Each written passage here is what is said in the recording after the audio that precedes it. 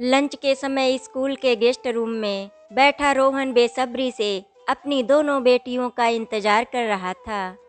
आज वो उन्हें अपनी होने वाली पत्नी शिवानी से मिलवाना चाहता था। कल वो शिवानी से शादी करने वाला था। वो शिवानी की तरफ प्यार भरी नज़रों से देखने लगा। उसे शिवानी बहुत ही सुलझी हुई और खूबसूरत लगती थी।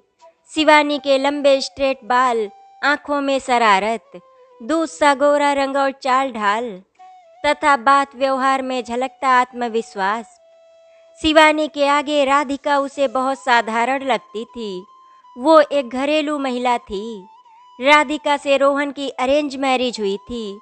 शुरू शुरू में रोहन राधिका से भी प्यार करता था, पर रोहन की महत्वाकांक्षाएं काफ़ी ऊंची थी।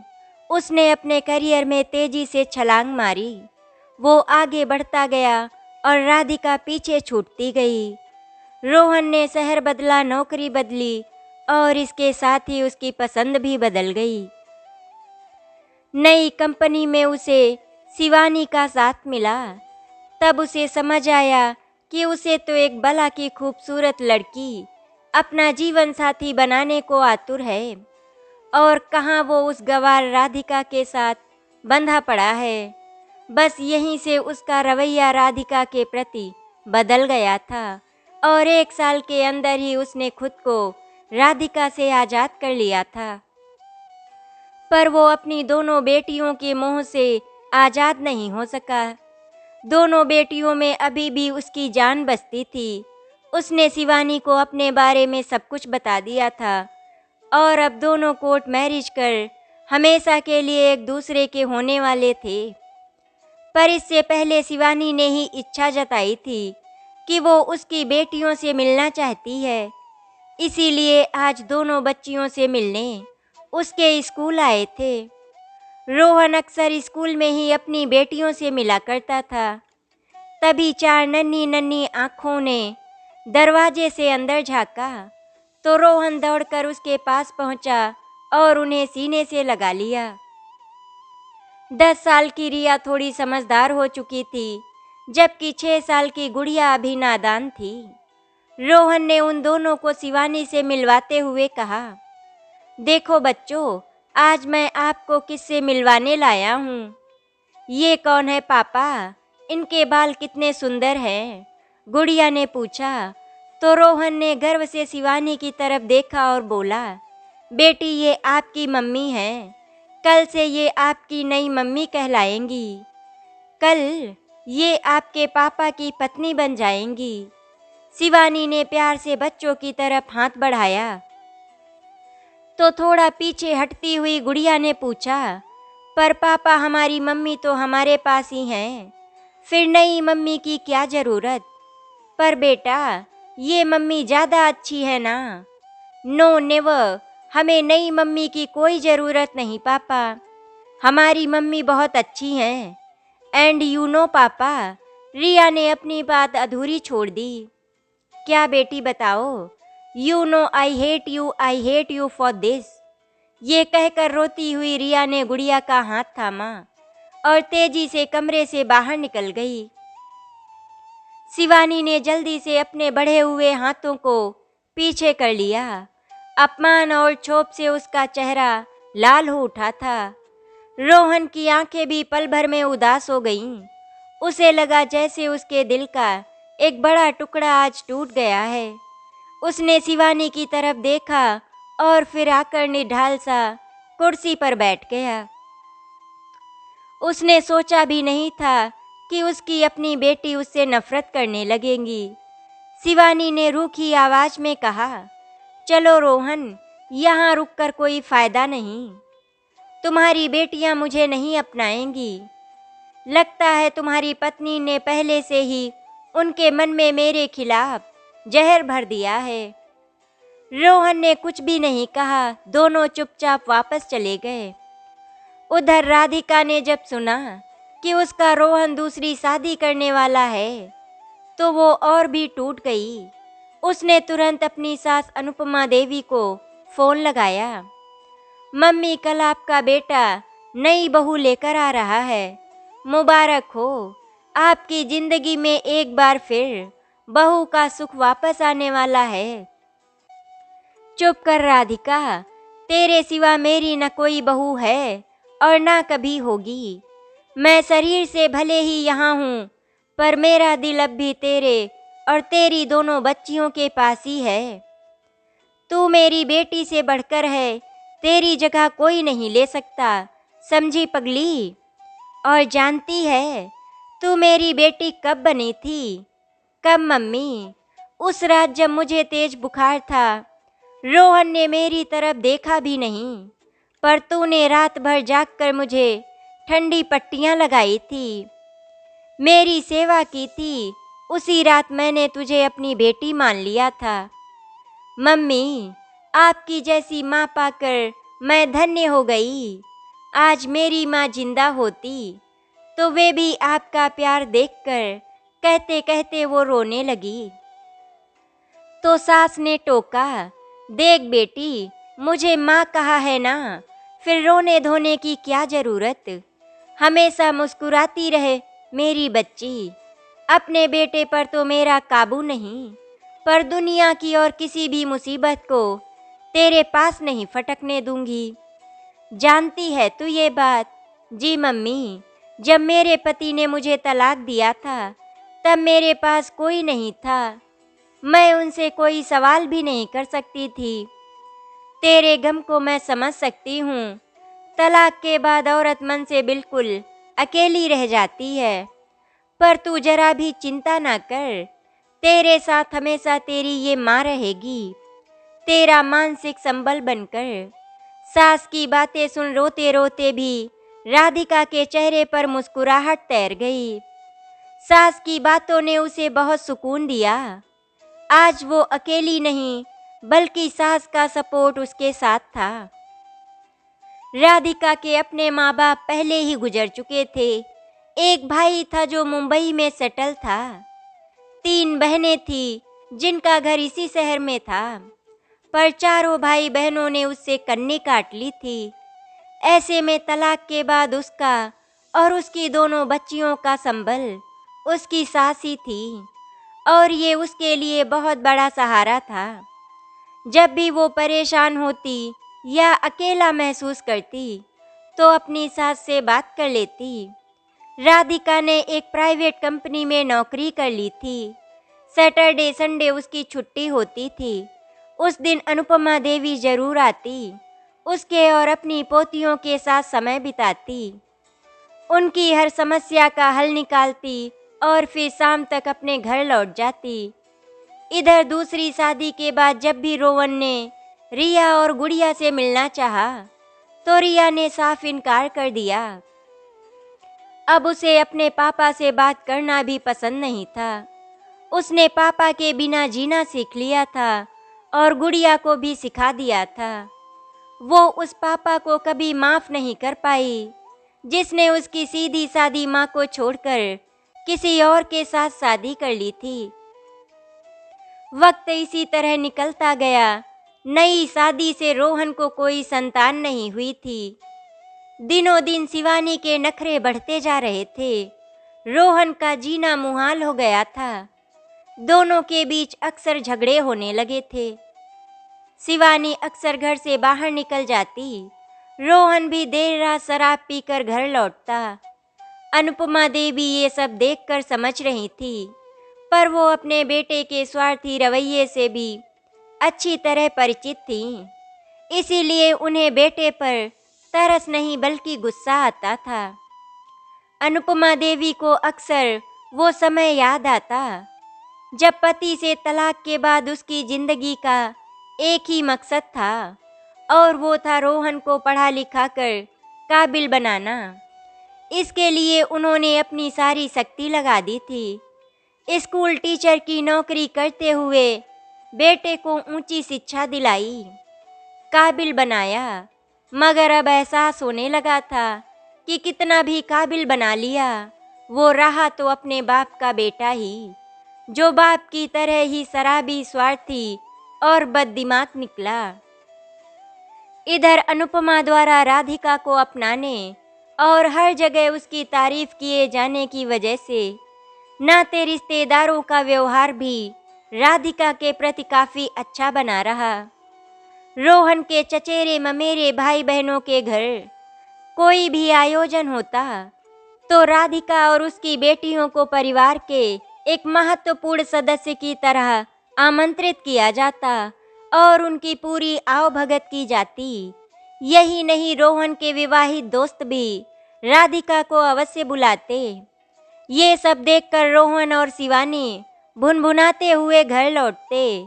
शिवानी चिढ़कर कहती, देख लो, तुम्हारी रिश्तेदारी में हर जगह अभी भी मुझसे ज़्यादा राधिका की पूछ होती है। लगता है जैसे मैं जबरदस्ती पहुंच गई हूँ। तुम्हारी माँ भी जब देखो राधिका और उसकी बेटियों से ही चिपकी रहती है। रोहन समझाने के लिहाज से कहता, बुरा तो मुझे भी लगता है, पर क्या करूँ शिवानी, राधिका के साथ मेरी बेटियां भी है ना, बस इसीलिए चुप रह जाता हूँ। एक दिन तो हद ही हो गई। रोहन के एक दोस्त के बेटे की बर्थडे पार्टी थी। आयोजन बहुत शानदार रखा गया था। रोहन के सभी दोस्त वहां मौजूद थे। रोहन ने इधर उधर नजरें दौड़ाई, उसे राधिका कहीं भी नजर नहीं आई। रोहन ने चैन की सांस लेते हुए शिवानी को कूहनी मारी और बोला, शुक्र है आज राधिका नहीं है। शिवानी मुस्कुराकर बच्चे को गिफ्ट देने लगी। तभी दरवाजे से राधिका और उसकी दोनों बेटियों ने प्रवेश किया। राधिका ने खूबसूरत सी बनारसी साड़ी पहन रखी थी और बाल खुले छोड़े थे।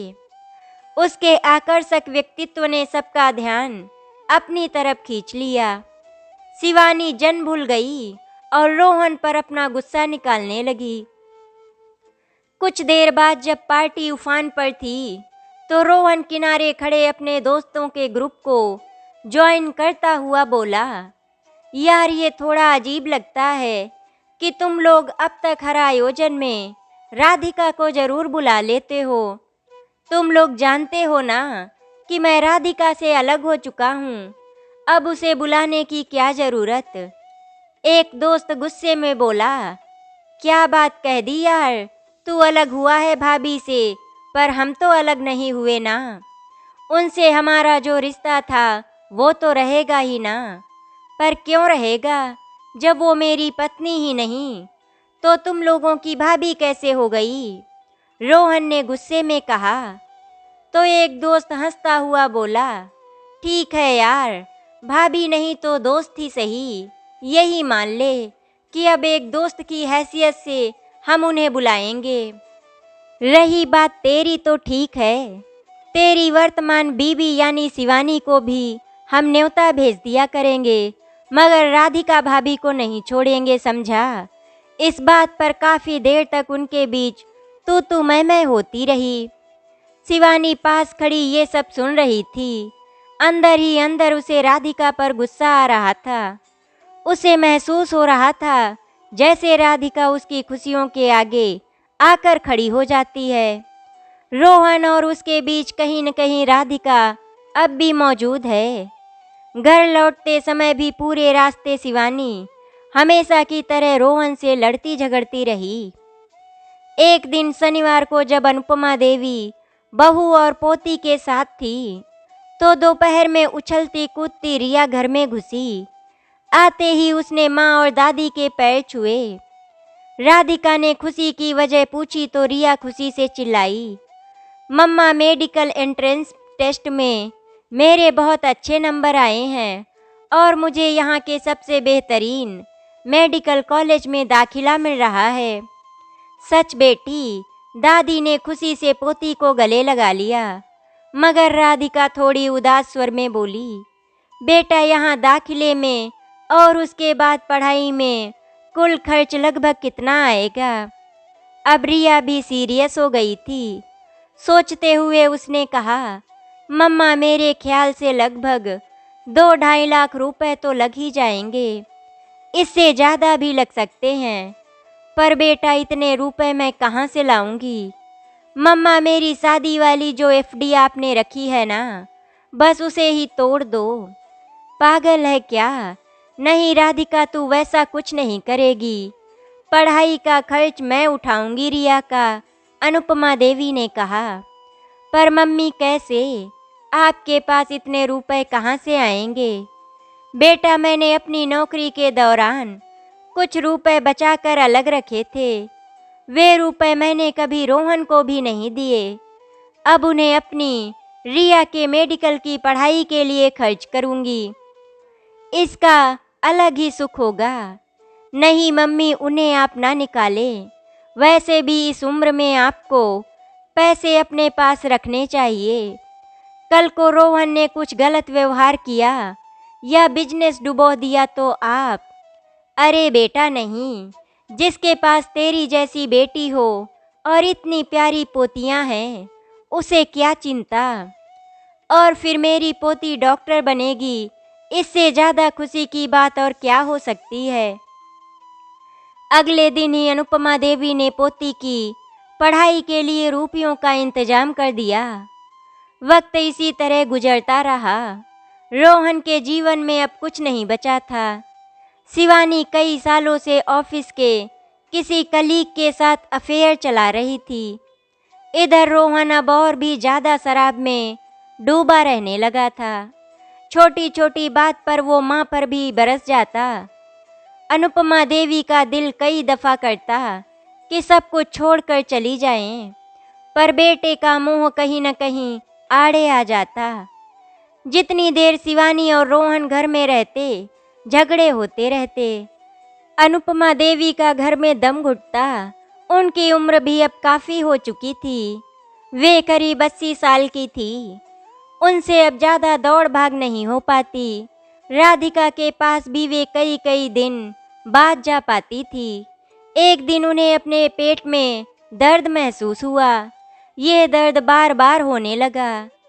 एक दिन अनुपमा देवी ने बेटे से इसका जिक्र किया तो बेटे ने उपेक्षा से कहा, अरे माँ, तुमने कुछ उल्टा सीधा खा लिया होगा। वैसे भी इस उम्र में खाना मुश्किल से ही पचता है। पर बेटा, यह दर्द कई दिनों से हो रहा है। कुछ नहीं माँ, बस गैस का दर्द होगा। तू अजवाइन फाँक ले, कहकर रोहन ऑफिस के लिए निकल गया। अगले दिन भी दर्द की वजह से अनुपमा देवी ने खाना नहीं खाया, पर रोहन को कोई परवाह नहीं थी। 2-3 दिनों बाद जब अनुपमा देवी से रहा नहीं गया तो उन्होंने फ़ोन पर बहू राधिका को ये बात बताई। राधिका एकदम से घबरा गई। वो उस समय ऑफिस में थी। तुरंत बोली, मम्मी, मैं अभी ऑफिस से छुट्टी लेकर आती हूँ।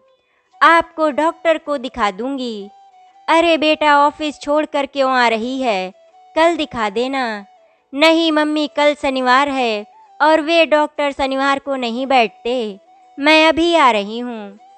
1 घंटे के अंदर राधिका आई और उन्हें हॉस्पिटल लेकर गई। बेटे और बहू के व्यवहार में अंतर देखकर उनका दिल भर आया। डॉक्टर ने ऊपरी जांच के कुछ और टेस्ट कराने के लिए लिख दिए। राधिका ने फटाफट सारे टेस्ट कराए और जो बात निकल कर सामने आई वो किसी ने सोचा भी नहीं था। अनुपमा देवी को पेट का कैंसर था। डॉक्टर ने साफ साफ बताया कि कैंसर अभी ज़्यादा फैला नहीं है, पर इस उम्र में ऑपरेशन कराना ठीक नहीं होगा। कीमोथेरेपी और रेडिएशन से इलाज किया जा सकता है। राधिका ने तुरंत अपने ऑफिस से 15 दिनों की छुट्टी ले ली और सास की तीमारदारी में जुट गई। रिया ने भी अपने संपर्कों के द्वारा दादी का बेहतर इलाज कराना शुरू किया।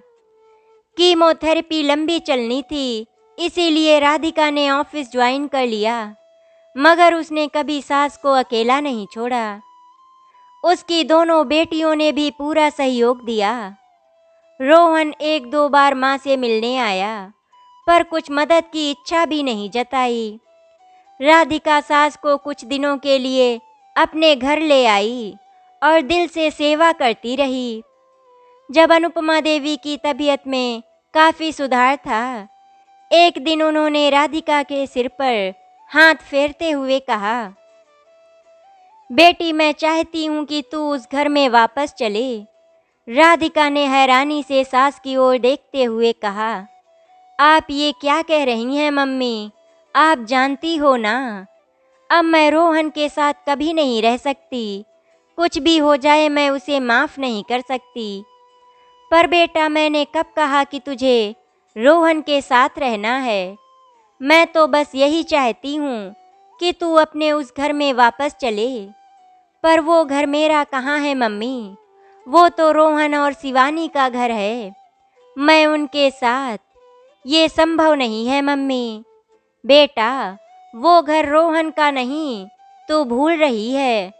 वो घर तेरे ददिया ससुर ने मेरे नाम किया है। उस 2 मंजिले खूबसूरत बड़े से घर को बहुत प्यार से बनवाया था उन्होंने, और अब उस घर को मैं तेरे नाम करना चाहती हूँ। नहीं मम्मी, इसकी कोई ज़रूरत नहीं है। रोहन को रहने दो उस घर में। मैं अपने किराए के घर में ही खुश हूँ। तू खुश है पर मैं नहीं बेटा। मुझे अपने घर में रहने की इच्छा हो रही है, पर अपने बेटे के साथ नहीं, बल्कि तेरे साथ। मैं तेरे आगे हाथ जोड़ती हूँ, मुझे उस घर में ले चल। वही मेरी सेवा करना। उसी घर में मेरी पोतियों की बारात आएगी। मेरा ये सपना सच हो जाने दे बेटा। राधिका की आंखें भीग गईं। वो सास के गले लगकर रोने लगी। सास ने उसे चुप कराया और रोहन को फ़ोन लगाया। बेटा, तू अपना कोई और ठिकाना ढूंढ ले, मेरा घर खाली कर दे। ये तू क्या कह रही है माँ? घर खाली कर दूँ? पर क्यों? क्योंकि अब उसमें मैं राधिका और अपनी पोतियों के साथ रहूंगी। अच्छा, तो राधिका ने कान भरे हैं, भड़काया है तुम्हें? नहीं रोहन, राधिका ने कुछ नहीं कहा। ये तो मेरा कहना है। सालों तुझे उस घर में रखा, अब राधिका को रखना चाहती हूँ। तुझे बुरा क्यों लग रहा है? ये तो होना ही था। इंसान जैसा करता है वैसा ही भरता है ना बेटे।